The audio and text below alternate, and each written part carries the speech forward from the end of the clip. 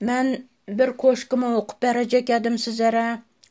Xususan bu derdini kim aytacağını bilmey yurgan ayol qizlarimiz uchun, mashqalasi buzilib ketgan ayol qizlarimiz uchun, Turkiyada zaharlanib ko'p bog'alarimiz o'ldi, bu yerda qoldilar.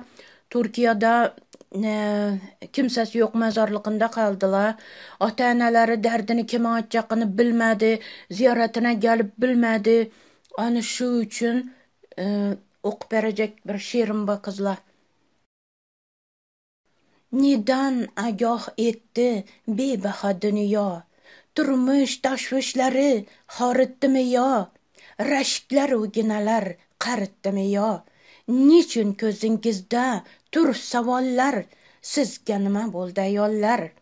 Layli bo'lganda siz ishq sahrolarida, majnun bo'lolmadik biz vafolarda.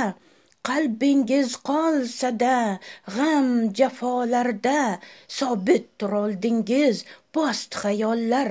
Sizga nima bo'ldi ayollar?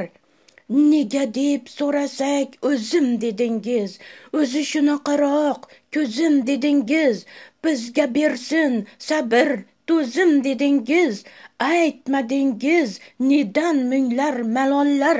Sizga nima bo'ldi ayollar? Huquq ma'nosini bir oz olib teng, dalaga chiqdingiz bizlar ila teng, zahmatli ishlarga shimardingiz yeng, soyangizda qoldi qancha faollar.